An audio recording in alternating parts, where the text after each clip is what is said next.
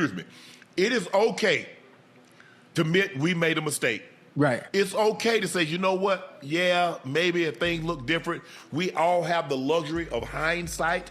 It's a magnificent science. Yeah. We have the luxury of knowing today what we didn't know yesterday. Kevin, hi. Was it a mistake not to start Shedeur earlier? Yeah, I'm not going to get into those type of things, Tony. I'm obviously focused on what's in front of it. I have no idea. Your guess is as good as mine. We've been trying to figure out what the Browns have been doing with their organization for a very long time, not just this year, but the past 30-something years, especially at the quarterback position. They haven't got it right in a very long time, and still to this day, they still haven't answered that question. And no. The one that looks like it might be promising, they still have an issue with that. Unc and Ocho aren't holding back, and honestly, they're right. Kevin Stefanski still refuses to admit he messed up by not making Shedeur Sanders the quarterback one. While Shedeur is proving he's the real deal, Stefanski keeps acting like nothing's wrong. At some point, the truth gets too loud to ignore. Shannon Sharpe's reaction says everything. When you make a mistake, you admit it. That's what real leaders do. But Stefanski refuses to even say the words out loud. He acts like choosing the wrong quarterback was just a normal day, even though everyone can now see how badly he misread the moment. And when Shedeur came in, he brought energy, brought leadership, and showed the level of calm a real quarterback one has. And most importantly, he spoke with the stats he earned. And yet Stefanski still acts like admitting the obvious is some kind of crime. It's simple, actually. Shedeur proved he should have been the starter long ago, and everyone knows it except the man who made the mistake. You look at Stefanski's press conference, and it gets even worse. When asked if it was a mistake not starting Shedeur earlier, he ducked, dodged, and hid behind his same old line that is focused on what's in front of us. That's not leadership, that's fear. It shows he knows he messed up, but doesn't have the courage to say it. And while Stefanski keeps avoiding responsibility, Shedeur keeps showing maturity and talent far beyond his years. Shedeur deserves a coach who can actually see his value, not someone who closes his eyes to protect his own ego. When the team finally got a spark, it wasn't because of Stefanski's decisions, it was in spite of them. As said by Ocho, the Browns have struggled at quarterback for decades, and Stefanski is just the latest name in a long line of coaches who couldn't make the right call. Even now, when they finally have a young quarterback who looks promising, who looks ready, who looks like he can actually change the future, Stefanski still has an issue with him. That alone says enough. If a coach can't recognize talent, can't fix his own choices, and can't guide a franchise out of old habits, then he shouldn't be leading it. The Browns need a reset, and it starts with the fact that Stefanski should be fired, and Shedeur should be the quarterback of a team that builds around no excuses, no delays, no more wasting time. I agree. Can Stefanski not say "sure"? Is SH words, is that out of his vocabulary? Because why can't he just say the man? Why can't he say the man's name? Why did he say when we dealing with young players? You know well, why. I think Shedeur's progressed very, very well. You know why. I like what I've seen. Even though when he wasn't playing, you can tell a guy that's being very attentive. The guy that's a very attention to detail. You see the way he takes copious notes when he's in meetings. You see the way he goes about his business at practice. Although he wasn't getting reps with the starters, and he didn't start getting reps till later in the season. Yeah, it's okay. Excuse me. It is okay to admit we made a mistake. Right. It's okay to say, you know what? Yeah, maybe if things look different. We all have the luxury of hindsight. It's a magnificent science. Yeah. We have the luxury of knowing today what we didn't know yesterday. Yes, so sir. I get that, and I get your questions, and all your questions are very, very valid. Mm-hmm.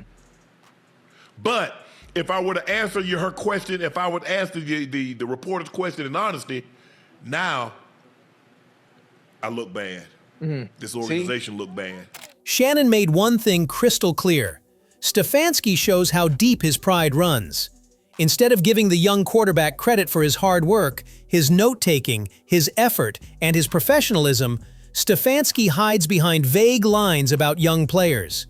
Meanwhile, Shedeur showed every sign of being ready long before he ever touched the field he studied. He prepared, he stayed focused even when Stefanski pushed him to the side and built unwanted controversies only to sabotage him. A real coach would have noticed the efforts. A real coach would have rewarded that. But Stefanski didn't, because admitting Shedeur was ready would also mean admitting he was wrong. And Stefanski cares more about protecting himself than uplifting the player who actually earned the job. So here are the real questions Stefanski refuses to answer. Why couldn't you just admit you were wrong? Why couldn't you say Shedeur's name with respect? Why did you hold him back when he was clearly ready? Why did you let your ego matter more than the team? Why did you ignore everything Shedeur showed in practice? Why did you wait until the season was slipping away before giving him a real chance? Why do you act like honesty will make you look bad when your decisions already did? Why should a team trust a coach who can't take responsibility? And why should you still have a job when the one player who brought hope succeeded despite you, not because of you? There's no more confusion. You're not looking over your shoulder. You can go out there, you can lock in and do what you need to do. Preparation. You say it all the time. I've said it all the time, and that goes for anybody, whether it's sports, whether it's life in general. When preparation meets opportunity, when opportunity meets preparation, this is what you get. You get games like this. So the more he gets to gel and build that continuity and chemistry with his offense and his receivers and his offensive linemen, the better he's going to look on the field. And just to think about it, if I think about what he would look like if he looked like this in his third game, what do you think it would look like if he'd been playing all season long? Now that Shedeur finally has the job without looking over his shoulder, he can actually breathe, focus, and play like himself. Preparation was never the issue. Shedeur came in ready and fully locked in from day one. But preparation means nothing if the coach refuses to give you the chance to show it. And the moment Shedeur finally got that opportunity, he delivered exactly what everyone expected. Smart decisions, strong leadership, and real control of the game. The problem was never Shedeur. The problem was the delay, the doubt, and the confusion created by a coach who couldn't make a clear choice. And when you really think about it, the story becomes even clearer. If Shedeur looks this good in just his third game, imagine what he would have looked like if he had been playing the whole season. He would have built chemistry earlier, read defenses faster, and made this offense way more dangerous. Every rep he missed was lost progress, not because Shedeur wasn't ready, but because someone didn't trust him soon enough. Shedeur is proving his talent now, but he could have been doing this months ago if he was given the job he deserved from the start. Because after the first game, and they asked him, is he going to start the next game? He wanted to see if he could do it again. What is he going to look like again? If he looked bad, what's the first thing you think Stefanski was going to do? He's going to put Dillon Gabriel back in there. That's why he had to. All right, I don't want to answer that right now. I don't know. But Shedeur gave you no choice. Man, could you imagine after you played this game, after you played this last game and the game before that, if he was the bench, you took bench Shedeur, you talk about losing your locker room? At that point, I guarantee you one of the veterans would have spoke out. Ocho exposed the truth everyone was thinking. Stefanski never trusted Shedeur from the start. After that first strong game, instead of saying, yes, he's our guy, Stefanski hesitated because he wanted to see if Shedeur would fail. He was ready to run back to Dillon Gabriel the moment anything went wrong. That tells you everything. Stefanski wasn't evaluating talent, he was protecting his own decision. But Shedeur didn't let that happen. He played so well, so consistently, that Stefanski had no escape. He couldn't bench him without looking completely lost. Shedeur's performance backed the coach into a corner, and that's the only reason he stayed on the field. Not because Stefanski believed in him, but because Shedeur left him no room to hide. And the locker room factor is huge. If Stefanski had benched Shedeur after those games, the entire team would have exploded. Veterans, leaders, and even quiet players would have spoken up, because everyone could see who gave them the best chance to win. That's how obvious it was. Obvious to the players, obvious to the fans, obvious to anyone watching. The only person who didn't want to see it was Stefanski, and that's a dangerous kind of stubbornness. A coach who's willing to damage team chemistry just to protect his ego is not a coach who should be leading a locker room. Stefanski didn't choose Shedeur. He was forced by reality, forced by performance, and forced by players who would have rebelled if he made another bad call. That alone says enough about who deserves the job and who doesn't. But I think it shows growth. Yes. I think it shows maturity. That when we're wrong and we're man or we're woman enough to say that I was wrong, that wish we could have done something differently. Right. Whatever the reasons were, I was wrong. And you have to be man or woman enough to say that I was wrong in order for you to sincerely, in order for you to have growth.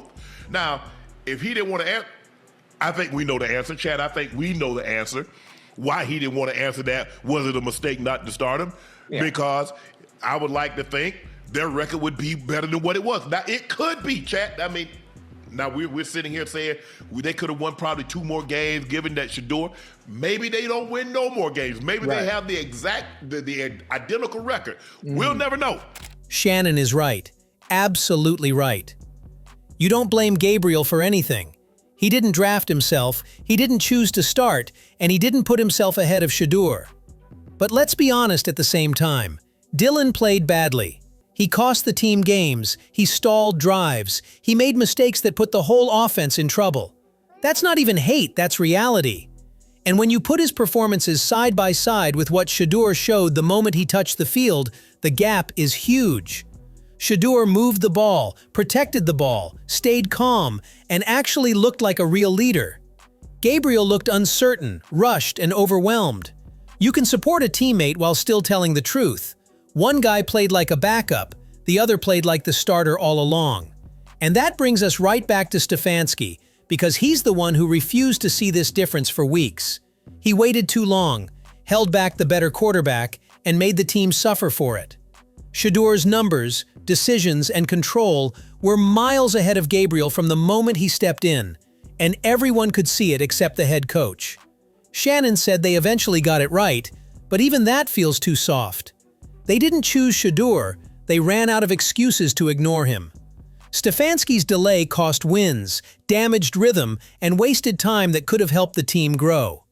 Yes, they fixed the mistake, but they fixed it way too late, and that late decision sits on the coach, not the players.